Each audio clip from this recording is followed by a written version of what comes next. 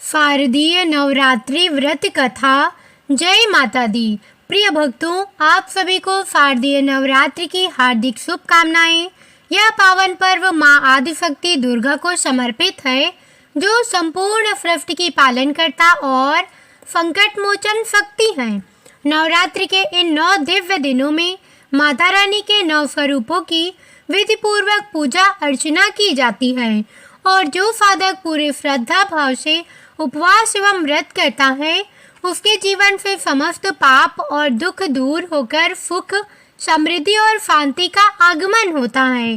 शास्त्रों में वर्णन है कि जो भी भक्त नवरात्रि व्रत कथा का श्रवण करता है, उसे सहस्त्र यज्ञ करने के समान फल प्राप्त होता है। माता रानी की विशेष कृपा से उसके जीवन में धन धान्य की वृद्धि होती है, संतान सुख मिलता है और घर आंगन में सौभाग्य स्थायी हो जाता है। आज हम आप सभी को नवरात्रि व्रत की एक ऐसी अलौकिक कथा सुनाने जा रहे हैं, जिसका श्रवण मात्र ही मन को पवित्र करता है। कहा गया है कि इस कथा को यदि कोई भी मनुष्य सच्चे हृदय से ध्यान पूर्वक सुन ले, तो उसके जीवन के सभी संकट समाप्त हो जाते हैं और वह माता दुर्गा के चरणों में विशेष कृपा का अधिकारी बनता है। तो आइए भक्तों, प्रेम से श्रद्धा के साथ हम सभी मिलकर इस अद्भुत कथा का श्रवण करती हैं और माता रानी से अपने जीवन को मंगलमय बनाने की प्रार्थना करती हैं। एक समय की बात है, भगवान शिव जी कैलाश पर्वत पर ध्यान मग्न होकर बैठे हुए थे। उसी समय नारायण नारायण का जाप करते हुए और हाथ में वीणा धारण किए देवर्षि नारद जी अपने अनोखे हास्य भाव और जिज्ञासा के साथ भगवान शिव जी की ओर चले आ रहे थे। उनके प्रत्येक चरण स्पर्श से हिमालय पर जैसे दिव्य महक फैल रही थी। देवर्षि नारद जी के आगमन की आहट पाकर भगवान शिव जी अपनी आंखें मंद मुस्कान के साथ खोलते हुए देवर्षि नारद जी से कहती हैं, हे नारायण भक्त, आपका कैलाश पर स्वागत है। कहिए, आज किस प्रयोजन से कैलाश पर आना हुआ? अवश्य ही आप कोई महत्वपूर्ण समाचार लेकर आए होंगे। भगवान शिव जी की यह बात सुनकर नारद जी हाथ जोड़ते हुए कहते हैं, हे कैलाशपति, आज मैं कोई समाचार लेकर आपके पास नहीं आया हूँ, अपितु मैं तो एक अनमोल रहस्य जानने आया हूँ। फिर नारद जी ने विनम्र स्वर में कहा, हे प्रभु, मैं आपके पास नवरात्रि व्रत का महात्म्य सुनने के उद्देश्य से आया हूँ। इन दिनों में देवी दुर्गा की आराधना विशेष फलदायी क्यों होती है और इस व्रत को करने से कौन सा फल प्राप्त होता है? कृपया आप मुझे इन प्रश्नों का उत्तर देकर मेरे मन में उठ रहे संशय को दूर कीजिए। नारद जी के प्रश्नों को सुनकर भगवान भोलेनाथ मंद मुस्कान के साथ बोले, हे ब्रह्मनंदन, आज आपने उत्तम प्रश्न किया है। आपके माध्यम से समस्त संसार को इस व्रत का महात्म्य पता चलेगा, इसीलिए आप ध्यान से सुनिए। आज मैं आपको इस व्रत का महात्म्य सुनाता हूँ तथा इस व्रत को करने के विधि और नियम भी बताता हूँ, किंतु उससे पहले मैं आपको नवरात्रि व्रत की महान कथा सुनाता हूँ। जो भी मनुष्य इस कथा का श्रवण करता है और उसके समस्त पापों का नाश हो जाता है और उस पर सदैव आदिशक्ति माता दुर्गा की कृपा दृष्टि बरसती है। तभी नारद जी कहते हैं, हे प्रभु, कृपया आप कथा कहिए, मैं इसे ध्यान पूर्वक पूरा सुनूंगा और समस्त लोगों में इसका प्रचार प्रसार भी करूंगा। भक्तों, भगवान शिव जी कथा सुनाते हुए कहते हैं, हे देवर्षि, प्राचीन काल की बात है। एक गांव में एक अत्यंत ही गरीब और निर्धन किसान रहता था, जिसका नाम दुर्गा दास था। उस किसान की कई संतानें थी, जो कोई काम नहीं करती थी, क्योंकि वे अभी बहुत छोटी आयु की थी। धन के अभाव से वे सभी हमेशा दुखी रहा करती थी। उनके पास जीवन यापन करने के लिए जमीन का एक टुकड़ा भी नहीं था और ना ही उनके पास व्यापार करने के लिए धन था। दिन भर किसान दूसरे के खेतों में काम करता था। बदले में उसे जो धन मिलता था उसी से वह अपने बच्चों के लिए रात्रि को कुछ खाने को ले आता था।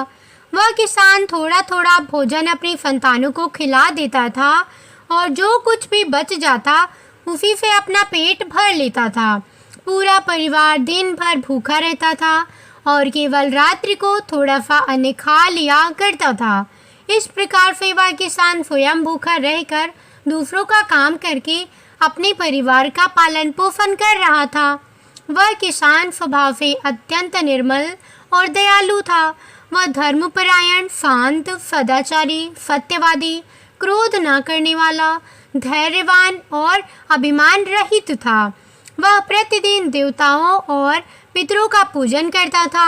अपने द्वार पर आए हुए अतिथियों का आदर सम्मान करता था और उन्हें भोजन कराने के बाद जो कुछ भी बच जाता उसी से अपना गुजारा चला लिया करता था। कुछ समय बीतने के बाद एक दिन एक तपस्वी ब्राह्मण महात्मा उस दुर्गादास नाम के किसान के घर पर आए। दुर्गादास ने ब्राह्मण महात्मा को जो कुछ भी उसे हो सका उसने महात्मा को दान किया और उनका स्वागत सत्कार किया।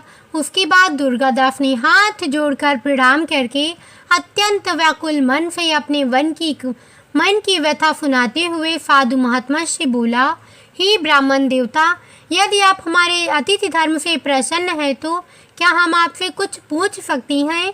दुर्गादास की यह बात सुनकर वह ब्राह्मण कहने लगा, हे पुत्र, आपकी चर्चा तो नगर में चारों तरफ है कि आप एक महान दानी और पुण्य आत्मा हैं। आप अतिथियों का स्वागत सत्कार अत्यंत ही प्रेम भाव से करते हैं।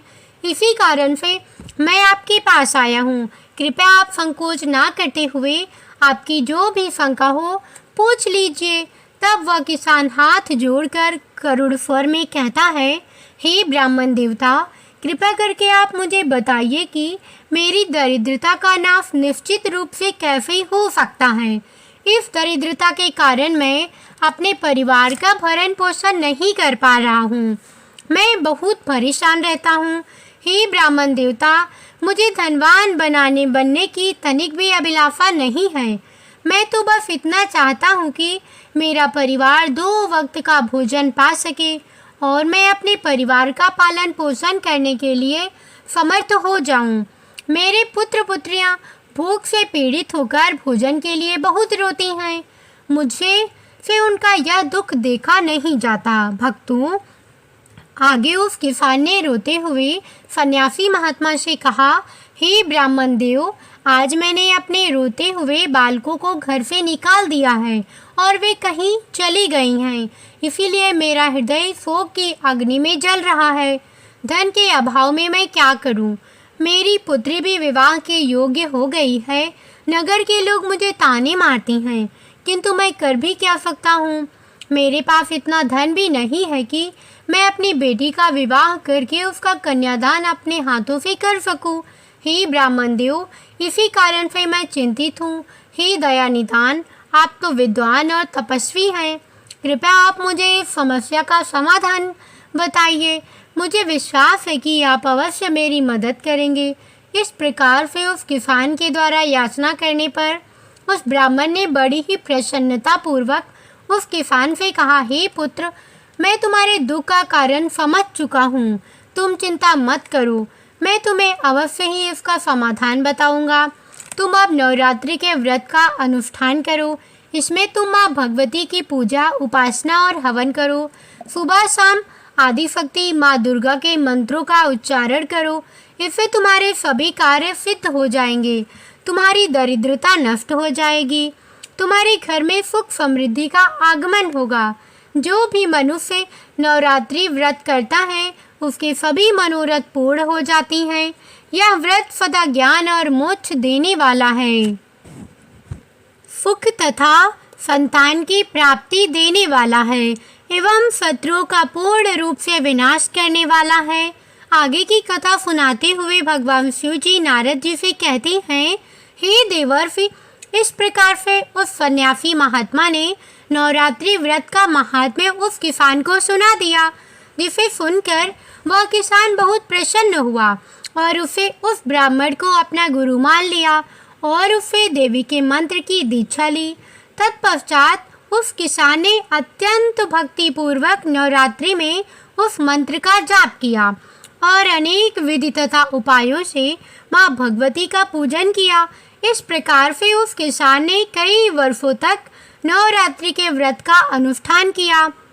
फिर अंतिम दिन अर्धरात्रि आने पर साक्षात माँ दुर्गा ने उस किसान को दर्शन दिए और कहा, हे पुत्र, मैं तुम्हारी भक्ति और पूजा से अत्यंत प्रसन्न हूँ। तुम्हें जिस वर की कामना है निसंकोच होकर मांग लो। तुम्हें जो चाहिए वह मैं तुम्हें प्रदान करूँगी। साक्षात माँ दुर्गा को अपने सम्मुख देखकर वह किसान घबरा गया। उसे अपनी आंखों पर यकीन नहीं हो रहा था। उसकी आंखों से खुशी के आंसू झलक रहे थे। माँ दुर्गा के उस अद्भुत दिव्य स्वरूप को देखकर वह किसान हर्ष से उत्साहित होने लगा। फिर उस किसान ने माता दुर्गा को प्रणाम करके कहने लगा, हे देवी माँ, मैं आपके दर्शन करके धन्य हो गया। आपके इस अलौकिक स्वरूप को देखकर मेरे सभी कष्ट दूर हो जाएंगे। हे माता, आपके दर्शन अत्यंत दुर्लभ हैं। आप तो त्रिलोक सुंदरी, सर्वशक्तिमान और समस्त संसार की जननी हैं। मुझ जैसे साधारण भक्त को आपने दर्शन देकर बहुत बड़ा उपकार किया है। हे देवी माँ, अब मेरे मन में कोई कामना नहीं है। आपके दर्शन से ही मेरे सारे दुख मिट जाएंगे। बस केवल मुझ पर इतनी कृपा कीजिए कि मेरे पुत्र पुत्रियों को पर्याप्त भोजन प्राप्त हो जाए, जिससे उन्हें नित्य भूखा ना सोना पड़े। दुर्गादास की विनम्रता और उसकी निराश्रित स्थिति को देखकर माँ दुर्गा ने मधुर मुस्कान के साथ कहा, हे पुत्र, मैं तुम्हारी सच्ची भक्ति और तुम्हारे तप से प्रसन्न हूँ। तुम्हारी दरिद्रता का अब अंत होगा। तुम्हारा घर धन धान्य से भर जाएगा और तुम्हारे परिवार की सारी समस्याएं समाप्त हो जाएंगी। तुम्हारे बच्चों को भी अच्छा भविष्य मिलेगा और तुम्हारी पुत्री का विवाह जल्द ही होगा। मैं तुम्हें यह वरदान देती हूँ। इतना कहने के बाद उस स्थान पर एक दिव्य प्रकाश उत्पन्न हुआ और देवी दुर्गा अंतर्ध्यान हो गई। उसी क्षण दुर्गादास किसान का घर प्रकाश से भर गया और उसकी दरिद्रता समाप्त हो गई। देखते ही देखते उसके छोटे से घर की जगह एक विशाल महल खड़ा हो गया। उस महल में स्वर्ण मणियों और बहुमूल्य रत्नों का भंडार भर गया। उसकी सारी संतानें एक अद्भुत दृश्य देखकर खुशी से तृप्त हो गई। दुर्गादास के पास अब न केवल अपने परिवार के लिए अन्न था, बल्कि वह दूसरों की भी मदद कर सकता था। कुछ दिनों बाद उस किसान ने अपनी पुत्री के लिए एक अच्छा सा वर देखकर उसका विवाह कर दिया। भक्तों, इतना धनवान बनने के बाद भी उस किसान ने अपनी भक्ति और श्रद्धा को कभी नहीं छोड़ा।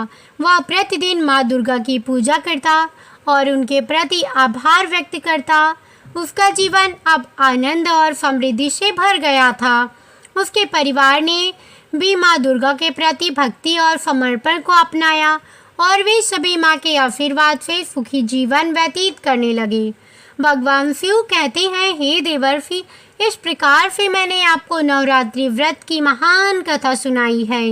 इस कथा को सुनने मात्र से ही व्रती मनुष्य के सभी कार्य सफल हो जाती हैं। जो मनुष्य पूरे नवरात्र उपवास करने में असमर्थ है, वह प्रथम और अंतिम दिन का उपवास करके यथोचित फल प्राप्त कर सकता है।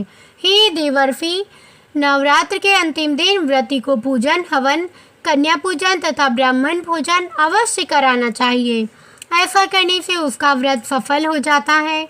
समस्त भूमंडल में जितने भी प्रकार के व्रत और दान हैं, वे इस नवरात्र व्रत के तुल्य नहीं हैं, क्योंकि यह व्रत सदा धन धान्य प्रदान करने वाला, सुख तथा संतान की वृद्धि करने वाला, आयु और आरोग्य प्रदान करने वाला और स्वर्ग तथा मोक्ष देने वाला है।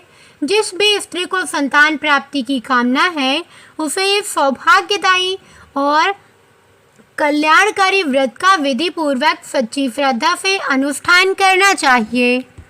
इस व्रत का अनुष्ठान करने से सभी मनोरथ पूर्ण हो जाते हैं। पूर्व जन्म में जिन लोगों द्वारा या उत्तम व्रत नहीं किया गया है, वे इस जन्म में रोगग्रस्त, दरिद्र तथा संतान रहित होती हैं। भक्तों, फिर भगवान शिव जी नारद से कहती हैं, हे देवर्षि, मैं तुम्हें नवरात्रि व्रत से संबंधित एक और अलौकिक कथा का श्रवण करा रहा हूँ। इसे ध्यानपूर्वक सुनना। कथा प्रारंभ करते हुए भगवान शिव जी कहते हैं, हे नारायण भक्त, किसी गांव में गोपाल नाम का एक शिल्पकार रहता था। वह अपने हाथों से अच्छी अच्छी मूर्तियां बनाता था, फिर उन मूर्तियों को शहर में जाकर बेचा करता था। इस तरह से वह अपने परिवार का पालन पोषण करता था। गोपाल का विवाह एक अत्यंत ही सुंदर स्त्री के साथ हुआ था, जिसका नाम सुकन्या था। वह सुंदर होने के साथ ही दयावान और धर्मपरायण स्त्री थी। वह प्रत्येक कार्य में अपने पति का सहयोग करती थी और अच्छी तरह से अपने परिवार का पालन पोषण कर रही थी। वह अपने परिवार के साथ सुखमय जीवन व्यतीत कर रही थी। एक दिन गोपाल मूर्तियों को शहर में बेचने के लिए गया हुआ था और जब वह अपनी मूर्तियों को बाजार में बेच रहा था, तभी उसकी दुकान पर एक आदमी आता है और गोपाल से मूर्ति लेता है, लेकिन वह व्यक्ति उसको उस मूर्ति का दाम देना भूल जाता है और मूर्ति लेकर चला जाता है।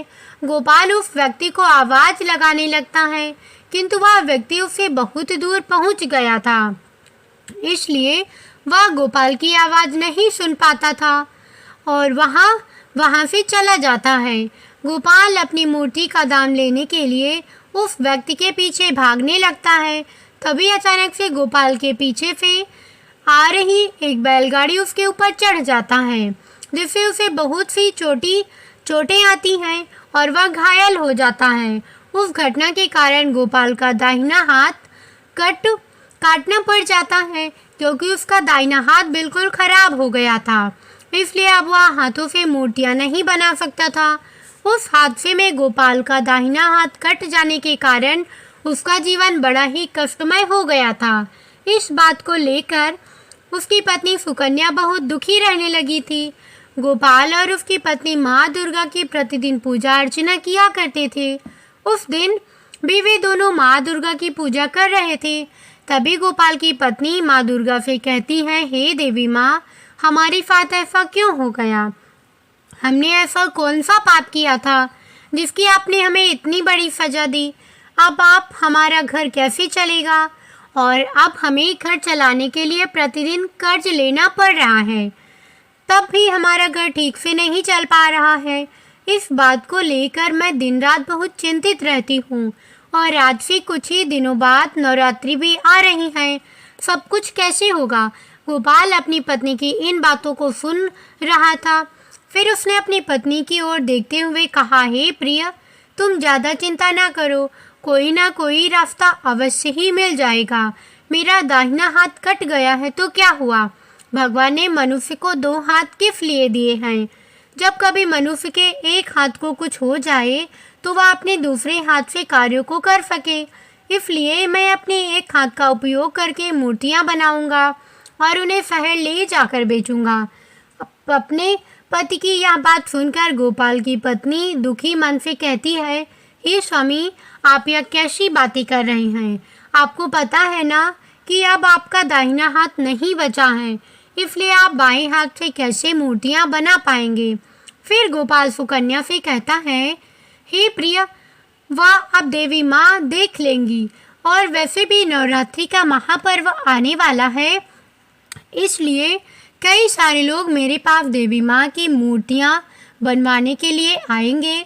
लेकिन अगर मैं ऐसे ही घर में बैठकर अपना हाथ कट जाने का शोक मनाता रहा तो मैं कुछ नहीं कर पाऊँगा और मैं अपने परिवार का पालन पोषण भी नहीं कर पाऊँगा, जिसके लिए मुझे दुकान पर जाना ही पड़ेगा।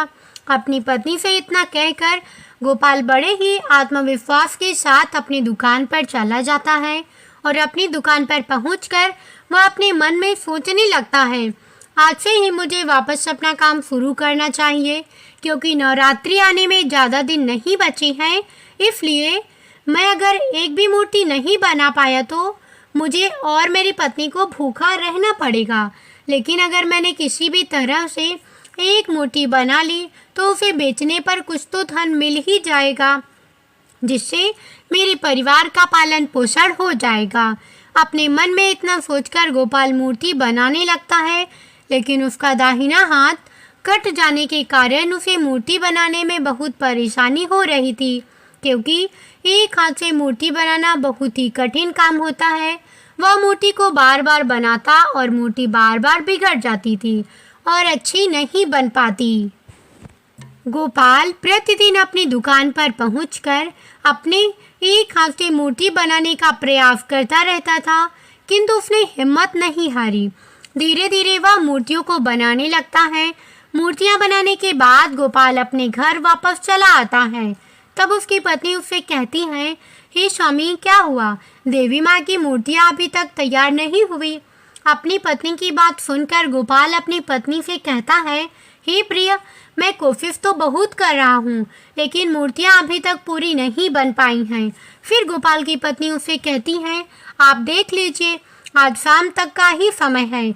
अगर पूरी मूर्तियाँ बन जाएंगी तो सही है, नहीं तो हमें काफ़ी देर हो जाएगी, क्योंकि सभी लोगों ने नवरात्रि के लिए मूर्तियाँ खरीद ली हैं।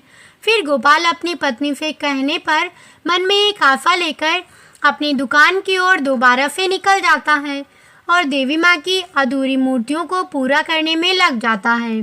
गोपाल को उन मूर्तियों को बनाते हुए सुबह से शाम हो जाती है, लेकिन अंत में वह मूर्तियों को बना देता है। फिर गोपाल अपने मन में देवी माँ का धन्यवाद करते हुए कहता है, हे देवी माँ, अब मूर्तियाँ बनकर तैयार हो गई हैं। अब मैं इन मूर्तियों को बाजार में ले जाकर बेच देता हूँ, जिससे मुझे कुछ धन मिल जाएगा, तो मेरी घर की थोड़ी बहुत स्थिति सुधर जाएगी। भक्तों, गोपाल अपने मन में यह सोच ही रहा था कि तभी अचानक से उसकी दुकान पर एक छोटी सी बच्ची आ जाती है और वह छोटी बच्ची गोपाल से कहती है, भैया, आप मुझे एक देवी माँ की मूर्ति दे सकते हो, क्योंकि मैं इस नवरात्रि देवी माँ की स्थापना करूँगी। इसलिए अगर आप मुझे एक देवी माँ की मूर्ति दे देंगे तो आपका मेरा ऊपर बड़ा उपकार हो जाएगा। उस छोटी लड़की की बात सुनकर गोपाल उस छोटी बच्ची से कहता है, हे पुत्री, यह मूर्ति बेचने के लिए है, इसलिए मैं आपको यह मूर्ति ऐसे नहीं दे सकता हूँ। यह सुनकर वह छोटी लड़की उदास हो जाती है और करुण स्वर में गोपाल से कहती है, कृपा करके मुझे यह मूर्ति दे दीजिए। मेरे पास धन नहीं है, लेकिन मैं इस बार माता की स्थापना करना चाहती हूँ, इसलिए अगर आप मुझे यह मूर्ति दे देंगे तो मैं देवी माँ से कहूँगी कि वे आपकी सभी मनोकामनाएं पूर्ण कर दें। उस छोटी लड़की की बात सुनकर गोपाल का हृदय द्रवित हो उठता है और वह अपने मन में सोचने लगता है कि यह छोटी लड़की बड़ी उम्मीद के साथ मेरे पास आई है, इसलिए मैं इसे खाली कैसे भेज सकता हूँ।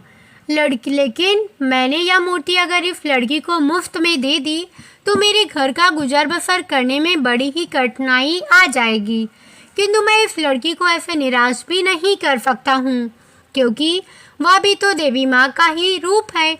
इसलिए मैं इस लड़की को यह मूर्ति दे देता हूँ।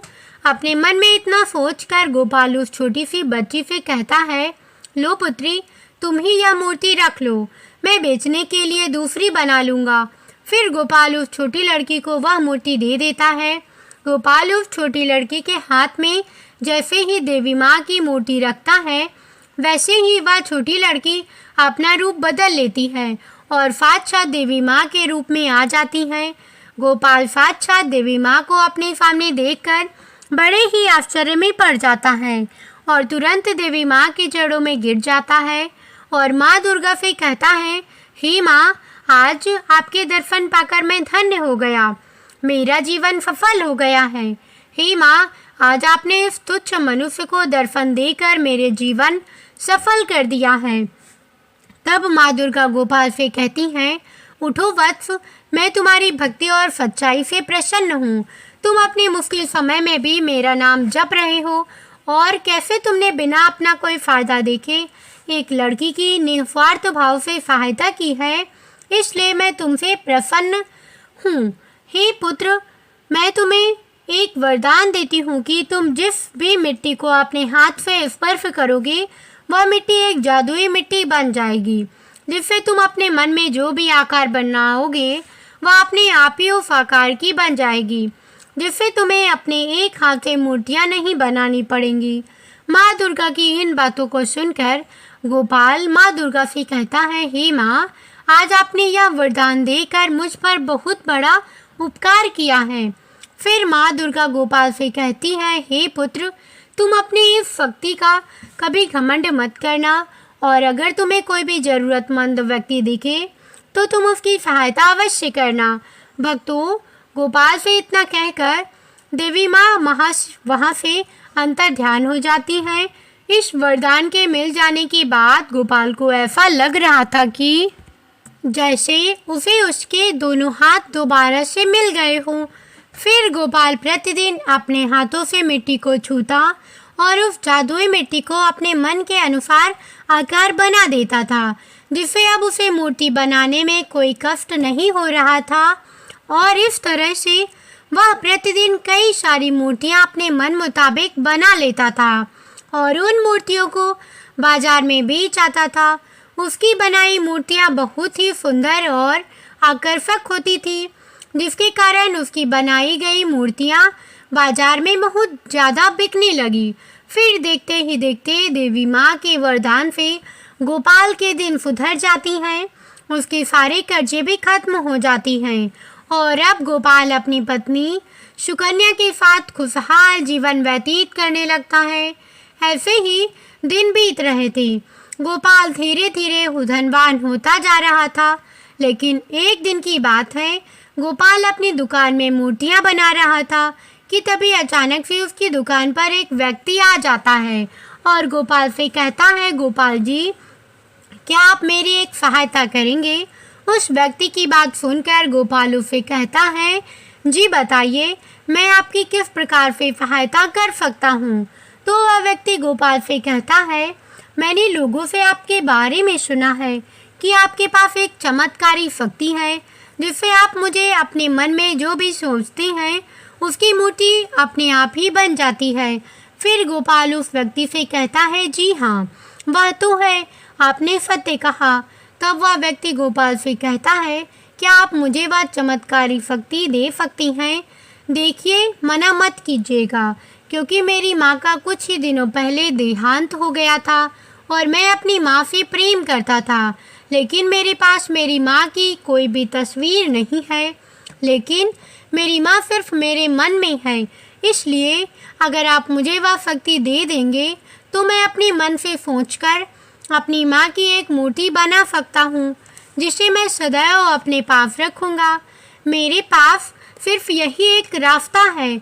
उस व्यक्ति की बात सुनकर गोपाल अपने मन में सोचने लगता है कि क्या मुझे अपनी शक्तियाँ इस अजनबी व्यक्ति पर भरोसा करके इसे दे देनी चाहिए। फिर वह सोचने लगा, यह शक्ति मेरी तो नहीं, यह शक्ति तो मुझे देवी माँ ने दी थी और देवी माँ ने यह भी कहा था कि कोई ज़रूरतमंद को ज़रूरत पड़े तो इन शक्तियों से उसकी सहायता कर देना। इसलिए मुझे यह शक्तियाँ इसे दे देनी चाहिए, जिससे इसकी यह मनोकामना पूरी हो जाए। अपने मन में इतना सोचकर गोपाल उस व्यक्ति से कहता है, ठीक है भाई, मैं आपको उस शक्ति का ज्ञान दे देता हूँ। जैसे ही गोपाल इतना कहता है, वैसे ही वह अजनबी व्यक्ति देवी माँ के रूप में साक्षात प्रकट हो जाता है। वह व्यक्ति माँ ही थी जो गोपाल की परीक्षा लेने आई थी। देवी माँ को देखकर गोपाल उनके चरणों में गिर जाता है। तब देवी माँ दुर्गा गोपाल से कहती है, उठो वत्स, तुम अपनी परीक्षा में सफल हुई। मैं तो यह देखने आई थी कि कहीं तुम मेरी बताई बातों